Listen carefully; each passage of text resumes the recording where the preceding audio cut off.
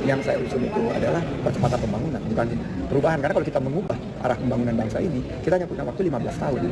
15 tahun untuk bonus demografi kita terkonversi peningkatan capaian pembangunan dan ekonomi untuk mencapai negara maju. Kalau kita ubah lagi arah pembangunan kita nanti akan hilang waktu dan bonus demografi ini akan terkikis sehingga tidak ada potensi tidak mencapai target Indonesia maju di tahun 2050.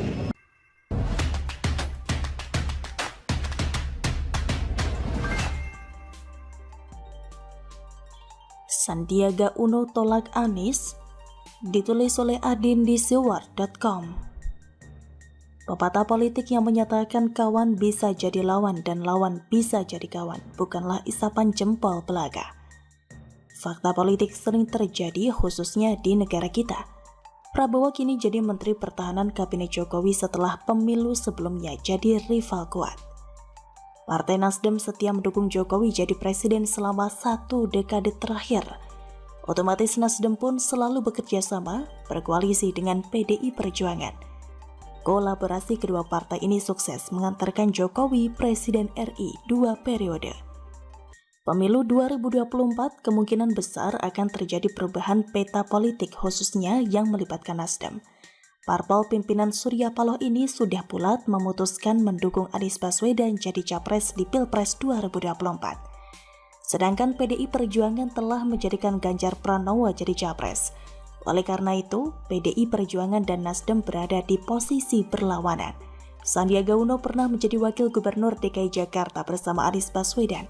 Mereka berjuang bersama di pemilihan gubernur untuk menjadi pemenang dan hasilnya sesuai yang diharapkan. Menjelang pemilu 2024 ini, sepertinya Anies Baswedan dan Sandiaga Uno akan berada di posisi yang berbeda alias berlawanan. Anies Baswedan resmi diusung oleh Koalisi Perubahan untuk Persatuan atau KPP menjadi capres, sedangkan Sandiaga Uno memutuskan keluar dari Partai Gerindra. Baru-baru ini Sandiaga Uno menyatakan tidak sepaham dengan ide perubahan yang diusung oleh koalisi pendukung Anies. Menurut Uno, masyarakat mayoritas merasa puas dengan arah pembangunan Presiden Jokowi. Terbukti hasil survei yang menyatakan tingkat kepuasan masyarakat terhadap kinerja Presiden Jokowi 80% lebih. Hal ini mengisyaratkan jika masyarakat Indonesia membutuhkan capres yang mempunyai komitmen melanjutkan pembangunan yang ada, bukan mengubahnya. Karena jika mengubah arah pembangunan nasional, maka akan kehilangan momentum dan harus dari awal lagi. Sepertinya Uno tidak akan mau atau menolak jika dipinang koalisi Anies jadi cawapres. Gagasan mereka, sudut pandang mereka berbeda. Anies menganggap jika negeri ini memerlukan perubahan, sedangkan Sandi mengusung prioritas pembangunan berkelanjutan. Mantan kader Gerindra ini cenderung menginginkan pinangan dari koalisi yang mengusung Ganjar Pranowo, karena PDI Perjuangan dan Ganjar merupakan pihak yang mendukung Presiden Jokowi selama ini. Jika dulu Sandiaga Uno berada di pihak yang sama dengan Anies Baswedan, sekarang berbeda pikiran. Uno lebih memilih pihak yang akan melanjutkan, bukan mengubah arah pembangunan yang telah dilaksanakan Presiden Jokowi. Sebagai Menteri Pariwisata dan Ekonomi Kreatif, pastinya Uno mengetahui pasti keinginan masyarakat Indonesia, apakah melanjutkan pembangunan Jokowi atau mengubahnya. Uno telah memutuskan untuk melanjutkan pembangunan Presiden Jokowi. Nah, apakah Sandiaga Uno akan menjadi cawapres Ganjar Pranowo? Kita nantikan saja. Bagaimana kalau menurut Anda? Suara Demokrat meluncur ke bawah di angka 7% suara saja. Untung saja masih lolos ke Senayan yang menetapkan minimal suara 4%. SBY kemudian resah. Dia menganggap bahwa AHY ternyata masih belum matang untuk mengawal Partai Demokrat. Maka sebagai bapak yang baik dan bijaksana, beliau pun turun gunung untuk kembali mengawal Demokrat.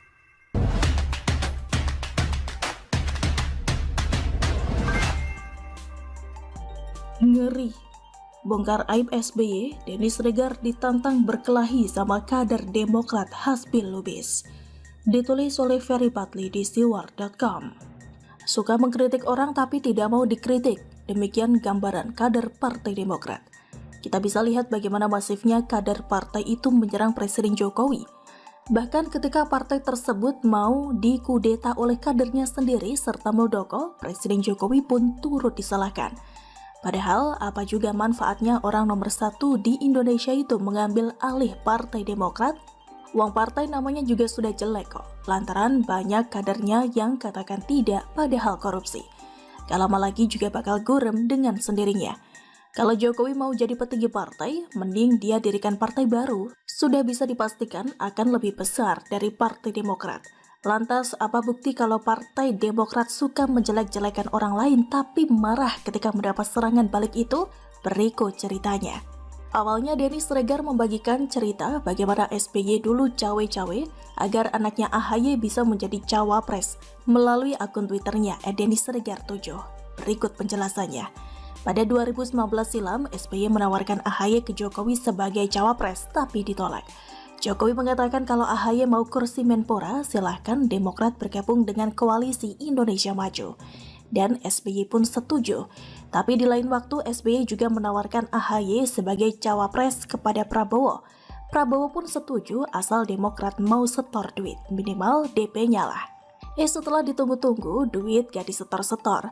Sementara Sandiaga Uno siap menyetorkan duit yang diminta oleh Ketum Gerindra itu. Hingga dipilihlah Sandi sebagai cawapres Prabowo. AHY gagal jadi cawapres Prabowo, Demokrat kecewa berat. Sampai-sampai Kepala Bapilu partai itu Andi Arief mengatakan Prabowo Jenderal Kardus. Yang ini dibalas oleh Waketum Partai Gerindra kala itu Arief Poyono, SBY Jenderal Baper dan tukang ngeluh.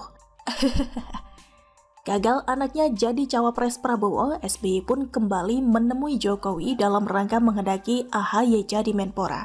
Karena sudah tahu SBY juga menyodorkan anaknya ke rival dirinya, permintaan mantan Presiden RI ke-6 itu pun ditolak mentah-mentah oleh Jokowi.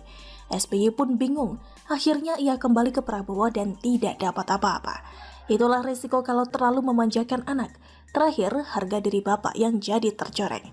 Nah, pasca Denny Sregar mengungkapkan kelakuan licik SBY itu, kader Demokrat Hasbi Lubis auto ngamuk, sampai-sampai dia menantang host Cokro TV tersebut berkelahi.